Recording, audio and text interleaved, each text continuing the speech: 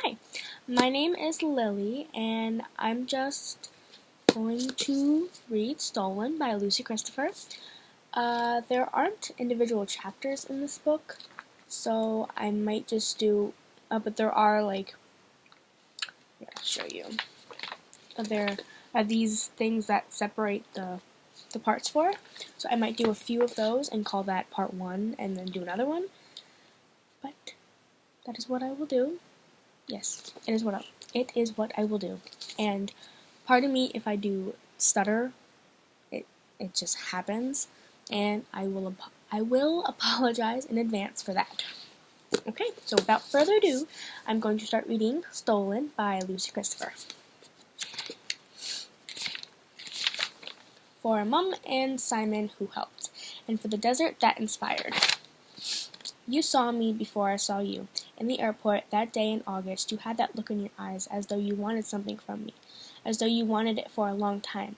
No one had ever looked at me like that before, with that kind of intensity. It unsettled me, surprised me, I guess. Those blue, blue eyes, icy blue, looking back at me as if I could warm them up. They're pretty powerful, you know, those eyes. Pretty beautiful, too. You blinked quickly when I looked at you and turned away, as if you were nervous, as if you felt guilty for checking out some random girl in the airport. But I wasn't random, was I? It was a good act. I fell for it. It's funny, but I always thought I could trust blue eyes. I thought they were safe somehow. All those guys with the baby blues, the dark eyes are for the villains. The Grim Reaper, the Joker, zombies, all dark. I'd been arguing with my parents. Mum hadn't been happy about my skimpy top, and Dad was just grumpy from the lack of sleep. So seeing you, I guess it was a welcome diversion. Is that how you planned it? Wait until my parents had gone at me before you approached? I knew even then that you'd been watching me. There was a strange sort of familiarity about you. I've seen you before, somewhere, but who were you? My eyes kept fluttering back to your face. You'd been with me since London. I'd seen you in the checkout line with your small carry-on bag. I'd seen you on the plane, and now here you were, in the Bangkok airport, sitting in the coffee shop where I was about to order coffee. I ordered my coffee and waited for it to be made. I fumbled with the money. I didn't look back, but I knew you were still watching. It probably sounds weird, but I could just feel it. The hairs on my neck bristled when you blinked. The cashier held out the cup, and until I had my money ready. Kenny, his name badge said. Strange how I can remember that. We don't take British coins, Kenny said, after he'd watched me count them out. Don't you have bills? I used them up in London. Kenny shook his head and pulled the coffee back towards him. There's a cash machine next to duty-free. I felt someone move up behind me. I turned. Let me buy it, you said. Your voice was low and soft, like it was only meant for me, but your accent was strange. The short-sleeved shirt you were wearing smelled like eucalyptus, and there was a small scar on the edge of your cheek. Your eyes were too intense to stare into for long. Your bill was ready, foreign money. You smiled at me. I don't think I said thank you. Sorry about that. You took the drink from Kenny. The paper coffee cup bent a little as you grabbed it. Sugar? One? I nodded, too flustered by you being there, talking to me to do anything else. Don't worry, I'll do it. You sit down. You gestured to where you'd been sitting, at a table between the fake palm trees over by the window. I hesitated, but you'd anticipated I would. You touched me gently on the shoulder. Your hand warm on my skin. Hey, it's okay. I don't bite, you said softly. Well, there's no other seats anyway. Not unless you want to sit with the Addams family over there. I followed your gaze to the empty chairs next to a large family. Two of the smaller kids were crawling over the table, the parents arguing across them. I made eye contact with the girl about my age. I wondered now what would have happened if I had sat next to them. We could have talked about a kid's holidays and strawberry milkshakes. Then I would have returned to my parents. I looked up at your face, of the smile creases around your mouth. The deep blue of your eyes had secrets. I wanted them. I only just escaped my family. I don't want another yet. Nice work. You winked. One sugar it is then. You you guided me toward where you'd been sitting. Other customers were near your small table, making me feel confident to approach it. Took me 10 steps to get there. I walked in a kind of daze and sat in the chair facing the window. I watched you take the drink to the stand and lift the lid off. I saw you pour the sugar in, hair falling over your eyes as you bent your head. You smiled as you noticed me looking. I wonder if that was when it happened. Were you smiling as you did it? I must have looked away for a moment to watch the planes taking off behind the glass. There was a jumbo jet teetering on its back wheels, black fumes hanging in the air behind. There was another lining up to go. Your hands must have been quick tipping it in. Did you use any kind of distraction technique, or was nobody looking anyway? It was some kind of powder, I suppose, though not much of it. Perhaps it looked like sugar. It didn't taste any different. I turned to see you walking back, smoothly avoiding all the coffee-carrying passengers who stepped out in front of you. You didn't look at any of them, only me. Perhaps that's why nobody else seemed to notice. You moved too much, like a hunter, paddling silently next to the row of plastic plants as you made your line toward me. You put 2 coffees on the table and pushed one in my direction, ignoring the other. You picked up a teaspoon, twirling it idly, spinning it around your thumb, and then catching it again. I looked at your face. You were beautiful in a rough sort of way, but you were older than I'd realized, too old for me to be sitting there with you, really. Early to mid-20s, probably, maybe more from a distance. When I'd seen you at the check-in line, your body had looked thin and small, like an 18-year-old's at my school. But up close, really looking, I could see that your arms were hard and tanned, and the skin on your face was weathered. You were as brown as a stretch of dirt. I'm Ty, you said. Your eyes darted away, then back again before you reached out your hand toward me. Your fingers were warm and rough on the palm of your hand as you took it and held onto it. Wait. Rough on the palm of my hand as you took it and held onto it. But I didn't really shake it. You raised an eyebrow, and I realized what you wanted. Gemma, I said, before I meant to. You nodded as though you already knew, but of course I suppose you already did. Where are your parents? They've already gone to the gate. They're waiting for me there. I felt nervous, though, so I added, I said I wouldn't be long. Just getting a coffee. One corner of your mouth turned up again, and you laughed a little. When does your flight leave? About an hour. And where's it going? Vietnam. You looked impressed. I smiled at you, for the first time, I think. My mom goes all the time, I added. She's a cartor? A kind of like an artist who collects a set of paints. I don't know why I felt I had to explain. I just have it, I guess. For all the kids at school who asked but didn't know anything. Your dad? He works in the city. Stockbroker. Suited and booted, then. Something like that. Pretty boring. Looking after other people's money, not that he thinks so. I could feel myself starting to babble, so I took a sip of coffee to shut me up. As I drank, I watched a small I watched a small trickle of sweat travel down your hairline. You couldn't have been hot, though. The air conditioner was beating directly above us.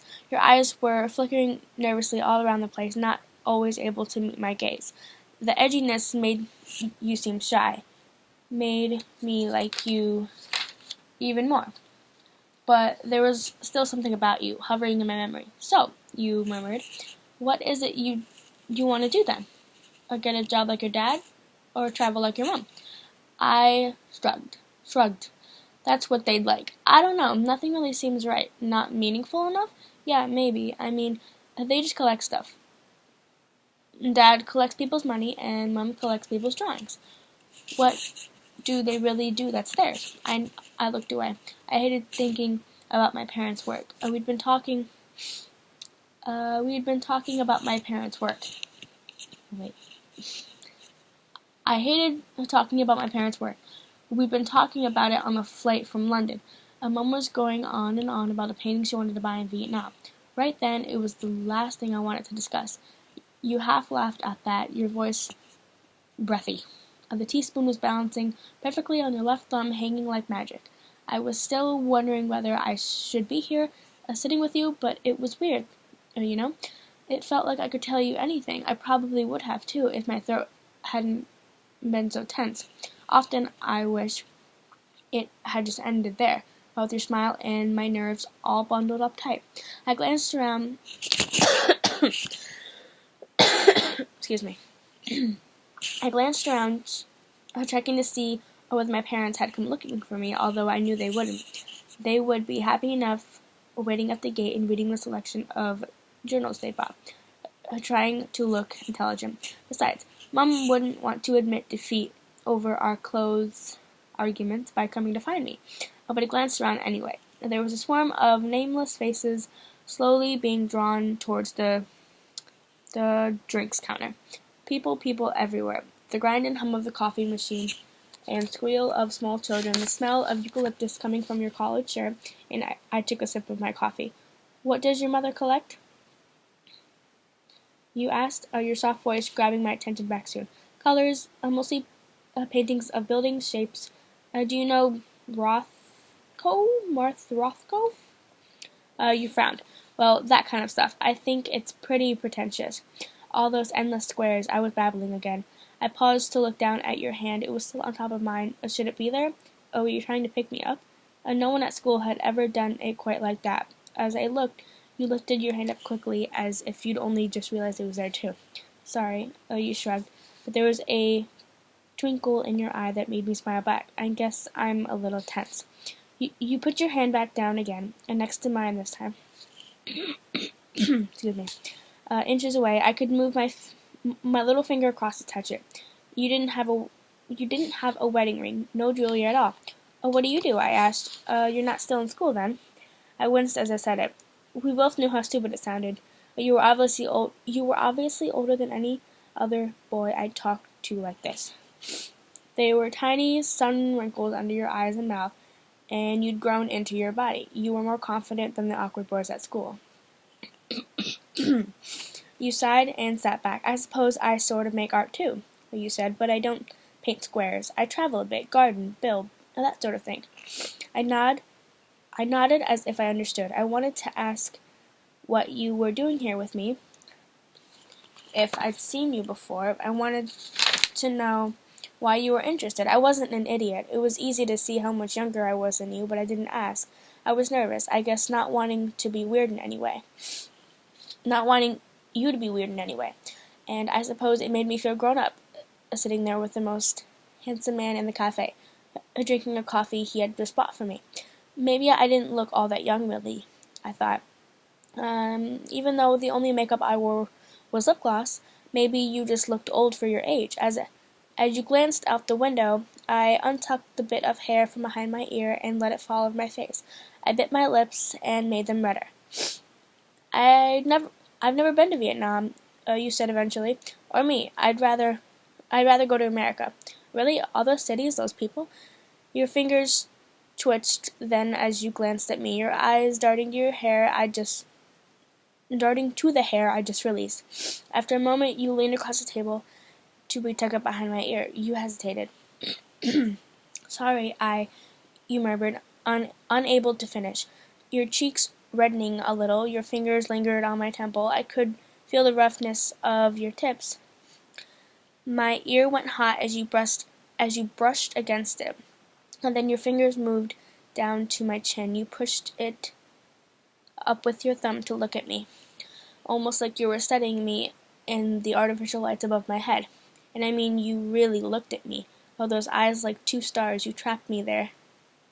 Oh, you trapped me there like that.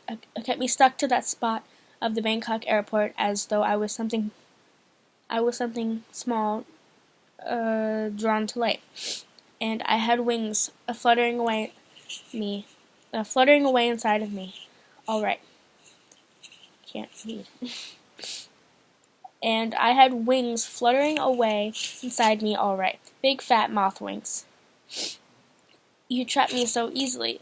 Drew me toward you like I was already in the net. Wouldn't you rather go to Australia, you said?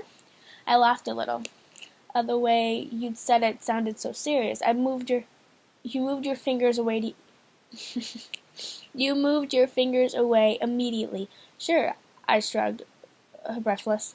Everyone wants to go there. You were quiet. Then, looking down, I shook my head, still feeling your touch. I wanted to keep talking. Are you sure? Are you Australian? I was puzzled by your accent. You didn't sound like any of those Aussie actors.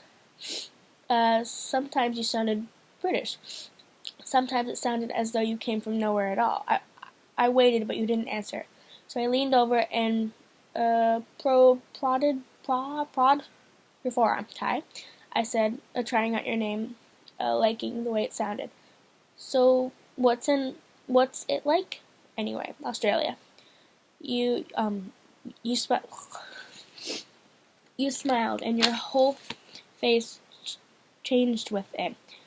It kind of lit up, like there were some sunbeams coming from inside you. You'll find out, you said. So, I think I'm going to do that. I'm going to stop after these little line things. And maybe I'll read one or two, like, depending on how I feel, I guess. But that was about 8 pages. So I guess that is part 1. Guess we can call it part 1. But I will try and get part 2 to you later tonight. Well, I'll record it later tonight, but I might get it up to you tomorrow. I don't really have a set schedule yet, but I will see how things work out. Okay, well, if you enjoyed this recording of my first part of Stolen by Lucy Christopher, then I hope you come back for part 2. Thank you. Bye.